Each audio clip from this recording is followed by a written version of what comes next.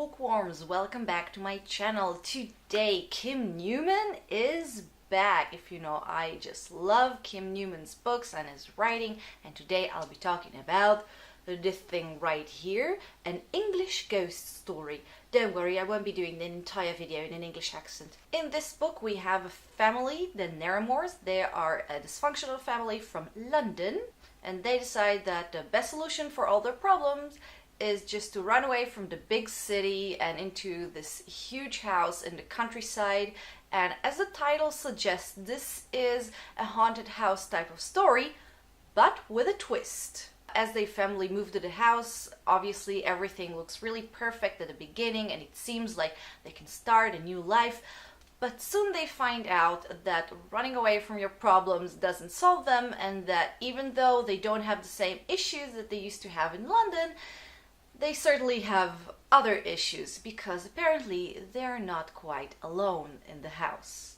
So guys, as you can imagine from the opening of this video, I just love this book. I love Kim Newman. I honestly think he can do no wrong, even though, as you know, Angels of Music, I did a review on this book. It wasn't as good. But in this case, like I said, he is back. The book is great. I love everything about it. I love the characters, I love the writing, I love, the actual language. I love the twist about the whole haunted house genre, and I will say a little more about it in a moment. But it was really such a fun book to read.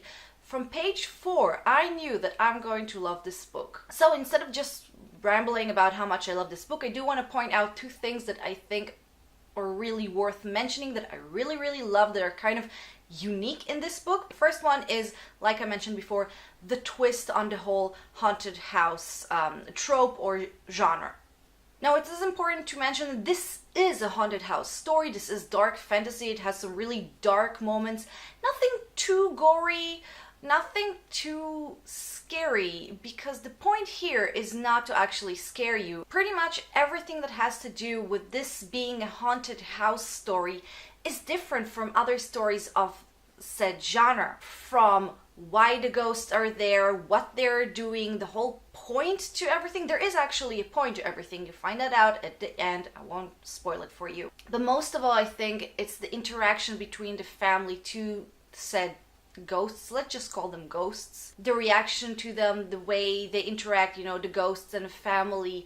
It's all kind of different because, like I said, the point of the story is not to scare you. No, this is not a story about ghosts. This is a story about a family, a dysfunctional family, a group of people who don't get along, have a lot of problems. And so the supernatural things that are occurring are, in a way, manifestations of their own problem. The ghosts interact differently with each family member because each family member has their own agenda, have their own issues. This is the main idea of the book, and I thought it was very interesting. The second thing that I want to mention that I really loved about the book was perspectives. I don't think I mentioned that before, but the family has 4 members. We have mother, father, son, daughter, of course, and they don't have a pet. So another point toward Kim Newman by doing a twist on the whole haunted house genre, the dog doesn't die. Don't you just hate when they do that? I mean, kill a kid. I don't mind if one of the kids will die, but don't kill the freaking pet. Anyway, where was I? So this family has 4 members, and each one of them is a main character in the story. The story doesn't focus specifically on any character, and I think this is also very interesting. Even though the entire book is written in third person, the book will switch sometimes mid-scene between perspectives. And this was also done very well. You can very easily follow the train of thought and the perspective, and you know exactly who is talking, even though it's not stated anywhere. Kim Newman has just a wonderful way of actually giving you in depth the perspective of the person who is in focus at the moment. I mean, you will have an argument between 2 characters, and this family had their share of arguments. So you have 2 characters and they're arguing, and at a certain point you will have the point of view of one character, and whenever this character is in focus, it's speaking, you will totally get that character. You'll be on his side. You'll know exactly why he is right in an argument, why he's making said argument. and you will think like the person who he's arguing with is such an idiot, he just doesn't get it. And then mid-scene, it will switch to the other character's perspective, and then you will totally be on her side, and you think, okay, she is totally right in this argument. And the first character, he's an idiot, he doesn't get her. And I thought it was so cool how with each character you really get their perspective and you really see things from their point of view, not just physically. It's deeper than that. I can explain, but Kim Newman just wrote it so well. Okay guys, but you know, no book is perfect, so let's talk about negative things. I don't want to nitpick because, like I said, I really love this book, but there are two things that I do want to mention, and I will try to do it pretty quickly. The first issue has to do with the climax. I don't want to say that the climax was anticlimactic, but it could have been better. I would have wanted to see something a little different when it comes to the ending, like the final battle. Because, you know, all this amazing book and everything builds up and builds up and builds up until... Nah. But the ending, you know, the aftermath, that was good. I like the way the book ended. Now, the second thing that I want to mention, it's funny, I had two good things and two bad things. But the second thing that I want to mention is that at some scenes, especially more action-driven scenes, it was very hard for me to actually realize where people stand in relations to each other or to objects. It was very kind of physically difficult to understand what's going on. Also, how big things are and what the distance between certain things, because it was made very clear that the house is huge and there is an orchard and there is a barn, but I never could understand how far the barn is from the rest of the house. I mean, was it a chore just to get there? Was it connected? So yeah, it didn't happen all the time, but especially in action-driven scenes, it would just...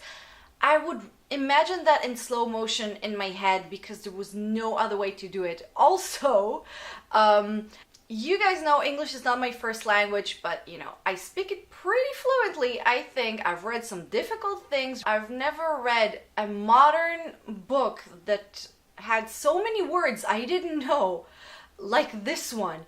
Most of them are architectural. Most of them had to do with architecture. How do you say this word? Most of them has to do with house and the parts of the house. Maybe there are like ancient words or old words or British words, but there were some words that they were using and I have no idea what they mean. I mean, I like a challenge, but I also like knowing what the hell I'm reading. But let's conclude. I love this book. This book is great. Kim Newman is great. He is a very good replacement in a way to Neil Gaiman, whom I absolutely love. But you know, the guy keeps writing short stories and I hate short stories. Come on, Neil, write a novel. But as Neil Gaiman is writing his novel, especially for me, I can read Kim Newman. Now, that's a little unfair to say that Kim Newman is just a replacement to Neil Gaiman while you don't have any Neil Gaiman to read. But I do recommend that if you do like Neil Gaiman, give Kim Newman a chance. They both are wonderful writers. They write dark fantasy. I think idea-wise, they are kind of similar. I mean, if you like one, you will like the other. And specifically, this book is great, I think, especially after I finish it and I had some time to think about it. The twist here is really, really clever. It's really interesting. And like I said, don't expect a gruesome horror story. This is a story about a family and their trouble and how this trouble kind of manifests themselves. Also, can I just point out that there was a jump scare in this book? I just find it so funny. It wasn't scary, obviously, and I was reading it and I was like, was that supposed to be a jump scare? These work in movies. They don't work in books. I'm sorry. But yeah, I really love this book. It was great. It was fun to read. It was a very short read. The characters were great. The ideas were great. The writing was great. Just a very, very warm recommendation if you like these sort of stories, if you like dark fantasy, or if you like twists on famous tropes. So guys, that's it for my review. I really hope you enjoyed this video. If you did, don't forget to click like to show your support and to subscribe to my channel. If you dare. Yeah, you know, my makeup is all gothic, so why not? Anyway, thank you again for watching this video. I really hope you like it. Feel free to check some other videos on my channel. They will be linked all over, and I'll see you next time. Bye bye.